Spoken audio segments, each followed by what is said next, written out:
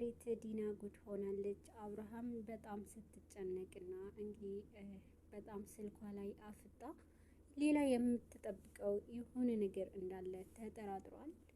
ለመጀመሪያ ጊዜ ሲያያት ግን ዲና ምንድን ነው ያስጨነቃት ልጠጋና ልጠይቃት የሚል ሀሳብ ነበር አብርሃም ከጭንቅላቱም ሲመላለስ የነበረው።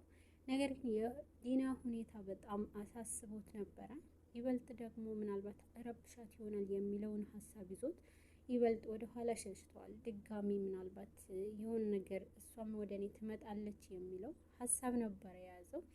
አብርሃም ከመጀመሪያ ጀምሮ የዲና ሁኔታ ምንም ነገር አላማረውም። ዲና ከመጨነቅ ከጀመረች ሰንበት ብለዋል። የዲና ጭንቀት ምንድን ነው? ከጀርባው ያለው ምንድን ነው? ለእኔ የማታማክረኝ የሚለው አብርሃምን በጣም አስጨንቆታል። ዲና ግን በውስጡ የያዘችውንም በጣም መርዝ የሆነ ነገር አለማወቁ ነበረ። ዲና ማርኮ ስር ቦታ ከሄደች በኋላ በጣም ተጨንቃለች። በዛም ተከታታይ ሰዓት ስልክ ተደውሎ በጣም ብዙ ጊዜ አስፈራርተዋታል። አሁን ላይ ይበልጥ ደግሞ ስልኩንም ስትጠባበቅ ነበረ። ዳግመኛ ያንን ሲም በራሷ ሲም አድርጎ ያወጣውንም ሰው ደውሎ አንድ ነገር አገኛለሁ የሚለው ነበረ ያሳሰባት። ነገር ግን ሌላ ነበረ ድጋሚ ሌላ ጭንቀት የመጣባት።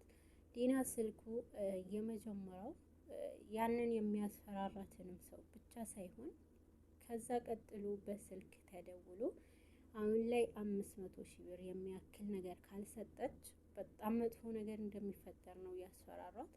ዲና በጣም ስትስቅና ይህንንማ በጭራሽ ማን ስለሆንክ ነው የሚለው ነበረ ምላሿ። ነገር ግን ከዛ ስልኩ ከዘጋችው በኋላ በጣም ከባድ የሆነ ልትገምተውም ልታስበው የማትችለው ቪዲዮ ወደ ስልኳ ደርሷታል። ያንን ቪዲዮ ደግሞ ማርኮን ይበልጥ በጣም ችግር ውስጥ የሚያስገባ ነበርና ያንን ቪዲዮ ወደ እሷ ከደረሰ በኋላ በጣም ደንግጣ ነበረ። በጣም ተጨንቃለች። አሁን ላይ ማርኮ ከእስር ቤት ሆኖ ኤፊ እንግዲህ ሄዶ ጠይቆት ነበረ። ኤፊን ማርኮ ባየበት ሰዓት በጣም ተናዷል። አንተ ምን እዚህ ልታደርግ መጥተሃል የሚል ምላሽ ነበረ። ማርኮ እቤት ውጭ እንዳለ አስመስሎ ኤፊንም በጣም ሲቆጣውና ለኤፊ በጣም ዝቅ ሲያደርገው ነበረ። ነገር ግን ኤፊ በጣም ተመችቶት ማርኮ እስር ቤት መግባቱ የእሱን አጋጣሚ እንደሚጠቀም ነበረ። እንግዲህ ማርኮ እስር ቤት ከገባ ጀምሮ ዲናም በጣም መጥፎ ሁኔታ ላይ ናት። አንድን ቀን ተደስታ አታውቅም። ዲና ሁሌም እያለቀሰች ሁሌም በሌላ ነገሮች ውስጥ ሲያስፈራሯት ከጎኗ ማንንም ሰው አልነበራትም። ይበልጥ እጇ ታስሯል። አንዱ ነገር ቢያቅታት አንደኛውን ነገር ፈጥኖ የሚያደርግላት የነበረው ማርኮ ነበረ። አሁን ላይ ማርኮንም በጣም ሲያስፈራራው ነበረ። አሁን ላይ ያጠፋቸው ስህተቶችንም በመናገር ኤፊ ለማርኮ ሲያስፈራራው ነበረ። በዚህን ቅጽበት ግን ማርኮ ያልጠበቀው ነገር ነበረ ከኤፊም የሰማው። እንግዲህ ዲና ከአቶ አብርሃም ጋር ወደ ቤት ከተመለሰች በኋላ ስለነበረ ይሄ የተፈጠረው። አሁን ላይ ልዩ ከሙልጭ ጋር ከባድ የሆነ ግፍት ያለበት እልህ ውስጥ ገብታለች። ናርዲ ሙልጭ የልጅነት ጓደኛ ብትሆንም ነገር ግን እሷም ከልጅነት ከጓደኝነት በላይ ከወንድምነት በላይ ጥልቅ የሆነ ስሜት አላት።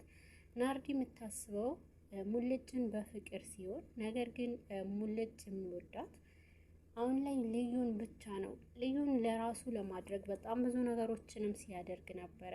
ልዩ የኔ አደርጋታለሁና ብሎ በጣም ብዙ ስህተት የሚሆኑ ነገሮች ሰርተዋል። ናርዲ ደግሞ ምናልባት ቀንታ ወደ አንተ ትመጣለች የሚለው ነገር ሀሳብ አምጥታለታለች። ናርዲ የምታደርጋቸው ነገሮች ይበልጥ ሙልጭ ያስቀናትና ወደ አንተ ትመጣለች ትላለች። ግን ደግሞ ምንም እንኳን ቅናት ውስጥ ብትገባም ልዩ ግን የምታስበው ናርዲና ሙልጭ ፍቅረኛሞች ናቸው፣ እንዴት እንዲያደርጋል የሚለው ነበረ። አሁን ላይ ናርዲ ስለ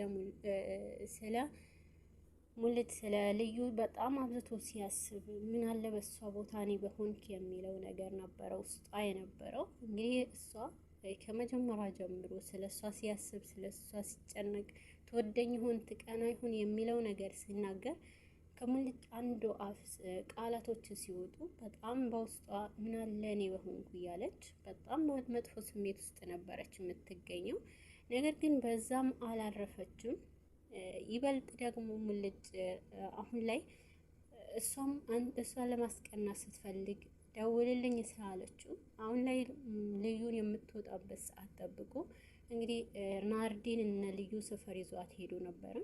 በዚህ መሀል ግን ልዩ ባላሰበችው መንገድ እሷ ይበልጥ ደግሞ ናርዲ ይህንን አይታ ከሙልጭ እንድትርቅ የሚያደርግ ነገር ነው ያደረገችው።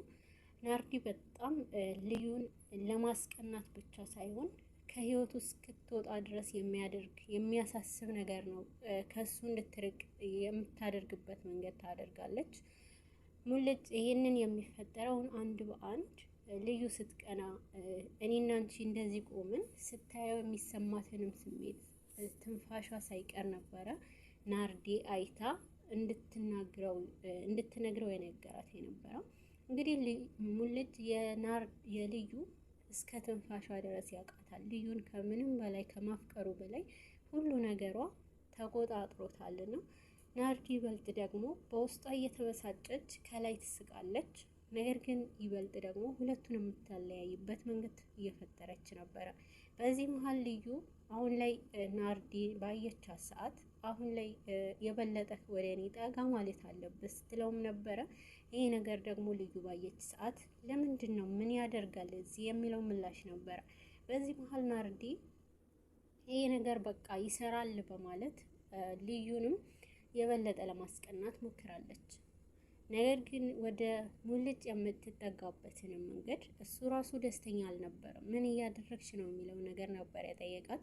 በመሀልም ግን አሁን ላይ ናርዲ ፍላጎቷ ከዛ ከቅናት ብቻ ሳይሆን የበለጠ እንድትርቀው ነበረ። እንግዲህ ጉንጭን ስትስመው ነበረ ልዩ ያየችው። በጣም ተናዳ ትሄዳለች። በዚህ ሰዓት ሙልጭ በጣም ተበሳጭቶ ነበረ። እንዴት አድርጊኛለች ትታ ሄደች እኮ የሚለውን በጣም ተናደዋል።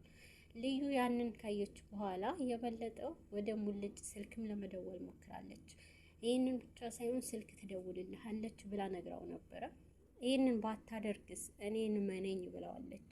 አሁን ላይ ልዩን ትደውልልሃለች ባለችው መሰረት ወደሱም ትደውላለች ማለት ነው። በመሀልም ደስተኛ ሆኗል። ያንቺ መንገድ ይሰራል ብሎ ነበረ በናርዲ ሀሳቦችን እየተስማማ የነበረ ሙልጭ። ነገር ግን ልዩ አሁን ላይ ምንም አይነት ለምን እኔ ለሱ ምንም ነኝ ደግሞስ እንደፈለገ ይሁን የሚለው ምላሽ ነበረ በውስጧም ስታመላልሰው የነበረው። አሁን ላይ ዲና ያንን ቪዲዮ 500 ሺህ ብር ካልሰጠሽ ይህንን ቪዲዮ እንበትነዋለን የሚለው ሲሰጣት ቪዲዮውን ስታየው በጣም ደንግጣለች፣ ስትጮህ ነበረ። እንግዲህ አብርሃም ለተከታታይ ቀናት ሲከታተላት ነበረ። በጣም ስልኳ ላይ አፍጣና ስልኳንም ስትጠብቅ በነበረበት ሰዓት ስለነበረ ይህንን ቪዲዮ ከደረሳት በኋላ ደንግጣለች። አብርሃም አሁንም ይደርስባታልና በዚህ ጊዜ አብርሃምንም የሆነችውን አሁንስ በቃ መጠየቅ አለብኝ ብሎ ነበረ ወደ እሷ ለመጠጋት የሞከረው።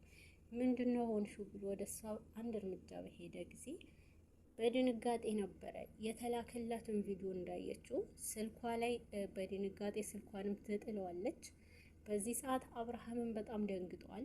ነገር ግን ዲና ላይ የተላከውንም ስልክ መልእክት ምንም ነገር ማየት አልቻለም። ስልኩ ተሰብሮ ነበረ፣ ስክሪኑ ፈሶ ስለነበረ ዲናም እንዳያነሳው በጣም ብዙ ሞክራ ነበረ። ነገር ግን አንስቶት ስልኩ የተሰበረም አልመሰላትም ነበረ። ስክሪኑ ከፈሰሰ በኋላ ይህንን ነገር ምንድን ነው ያለው ንገሪኝ ሚስጥሩን፣ እኔ ባልሽ እኮ ነኝ ለምን አታማክሪኝም ቢላትም እኔ ምንም ነገር የለም ነበር አለችው። እሱ ግን የራሱ መንገድ ተጠቅሟል። እንግዲህ ስልኩን ያንን መረጃ ወደ እሱ እዛ ውስጥ ያሉ ፋይሎች ሁሉ በሚሞሪ እንዲደርሰው እንግዲህ ለጓደኛው ሰጥቶታል። ዲና በጣም ተጨንቃለች። ይህንን ነገር አብርሃም እጁ ከገባ ያበቃልናል የሚለው ነበረ። ማርኮ እስር ቤት መሆንህን ጎዳኝ እያለች አንተንማ ከዛ አስወጣሃለሁ የሚለው ሌላ ተንኮል ለመስራት ነው ሞከረችው። ነገር ግን ዲና በዚህ መሀል በጣም የሆነ ከባድ የሆነ ነገር ተሰምቷታል። ከዚህ ቤት ውስጥ ይሄንን ነገር ሲደረግ ማን ሊሆን ይችላል? የኛ ሚስጥር አሳልፎ ለነሱ የሚሰጣቸው የሚለው ነበረ። በጣም በውስጧ ክፋት አስባ ስትናገር የነበረው ካሰበችበት በኋላ በመጨረሻም የመጣላት የነበረው ከልዩና ከርብቃ በስተቀር ማንም እዚህ ቤት ውስጥ ማንም ወሬ ሊመላለስ አይችልም ብላ ሁለቱንም አንድ በአንድ መጠየቅ ነበረ ፈለገችው። አሁን ላይ እንግዲህ ሳቤላ በጣም ታማለች። ልቧ እየደከመ መጥቷል። አባቷ ስታጠና ደርሶባት ነበር እና አሁን ላይ ይበልጥ በጣም ፈዛለች። አባቷን ላለማስከፋት እሱ እንዳያዘን ብላ አሁን ደህና ነኝ ብቻ ግን እየደከመኝ ነው የሚለው ነገር ነበር ወደ እሱ ያቀረበችው። ነገር ግን እሱ ዶክተሮቹም ስለነገሩት ይሄ ነገር በቃ እየባሰባት ነው ብሎ በጣም አዝኗል። አሁን ላይ ሳቤላ የትምህርቷ ያላትንም ፍላጎት የበለጠ እንዳይቋረጥባት አሁን እያመማት እንኳን ወደ ትምህርቷ ትኩረት አድርጋለች። በዚህ ጊዜ ግን አሁንም አብርሃም ጭንቀት ውስጥ ገብቷል። ይሄንን ቤት ቢሸጥ እኮ እስካሁን ልጄ ታክማ ነበረ፣ ማርኮ በመጥፎ ሰዓት ታሰርክ የሚለው ነበረ። ነገር ግን ያላወቀው የማርኮ በጣም ከባድ የሆነ ክፋት ነበረ። በዚህ መሀል ግን ዲና ፍላጎቷ አሁን ላይ ልዩን ርብቃን ፊት ለፊት ታገኛታለች። የዚህ ቤት ወሬ አመላላሽ አንቺ ነች የሚለው ነገር ነበረ በንዴት ስታዋራት የነበረው። እንግዲህ ልዩ ርብቃን ካየቻት በኋላ አንቃት ይዛታለች። አንቺ ነሽ ለዚህ ቤት ሁሉ አንቺ ነሽ፣ አንቺ ማን ነሽ? ለምን ከኛ ህይወት አንቺ ከመጣች ጀምሮ ተመሰቃቅሏል በማለት ታንቃታለች። ርብቃም አላነሳትም ነበረ። ፀጉሯ ነጭታ በጣም እንደፈለገ ስታደርጋት ነበረ። በዚህ መሀል አብርሃም ጩኸታቸው ሰምቶ እንግዲህ ወደ እነሱ ሄደዋል ማለት ነው። ሁለቱ መሀል ገብቶ አብርሃምንም ሳትፈራ ወደ እሷ ደሟ እንደምትጠጣት ነበረ ስታወራ የነበረችው ዲና።